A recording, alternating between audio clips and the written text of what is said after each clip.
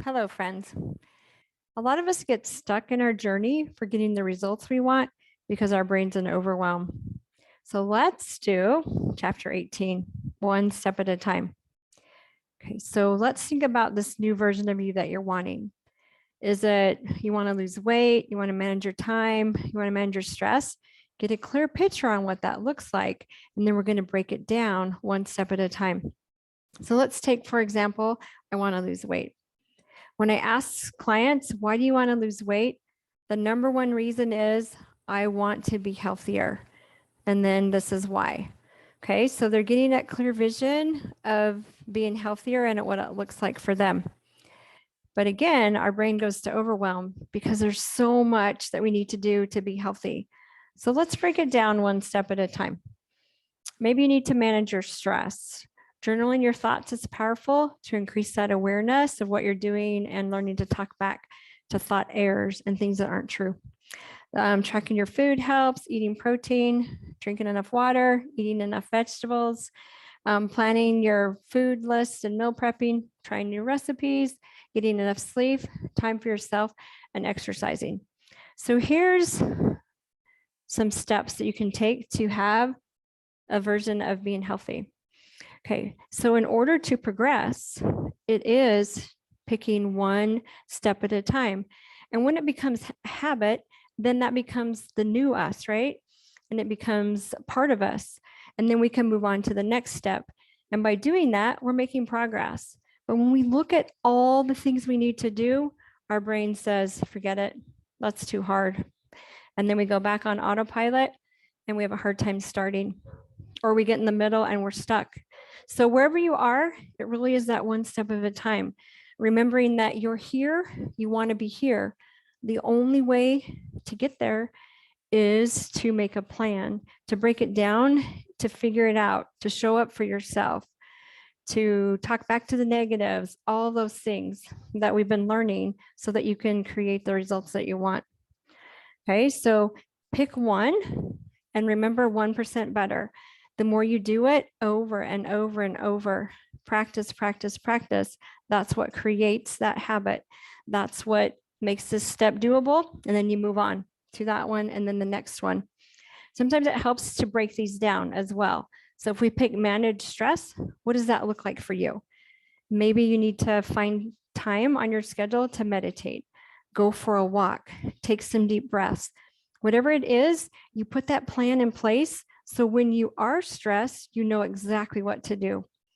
And then you practice, right? You do it over and over. And then you'll find that you're ready to move on the next step.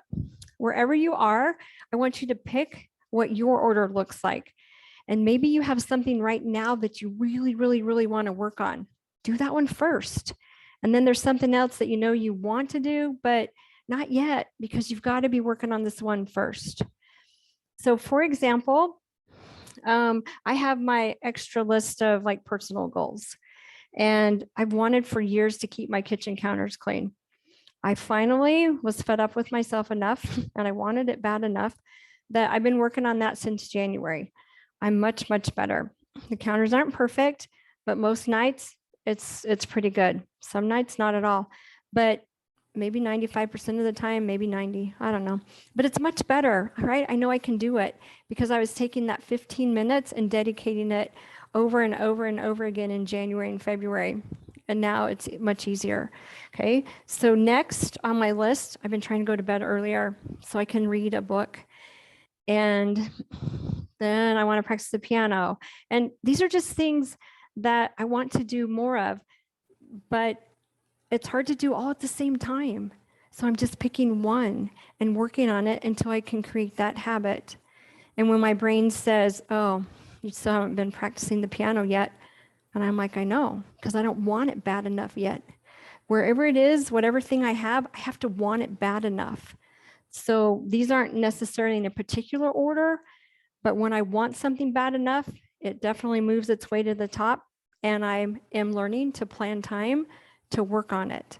So that's where your success comes, is wanting something bad enough, because when you want something bad enough, you're willing to be uncomfortable, you're willing to fail, you're willing to keep trying until you get those results. that you do want, right? So keep planning, keep practicing. The biggest thing is that if you can keep learning to show up for yourself.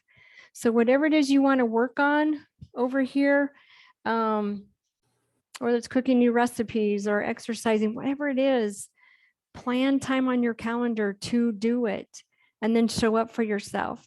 And then when your brain says, you don't have to start today, you can totally start tomorrow. You can talk back and say, no, I'm starting today because I planned for it.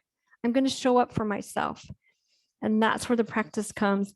That's where the movement in your journey comes, is when you start showing up. And what I love about this and showing up for ourselves is it has a domino effect.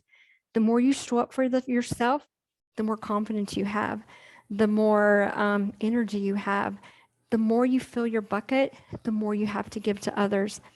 So it's so really miraculous, this whole process of one step at a time to become this version of us that we have dreamed of for years. So now you know, here's another tool that will help you to get the results that you want in your life.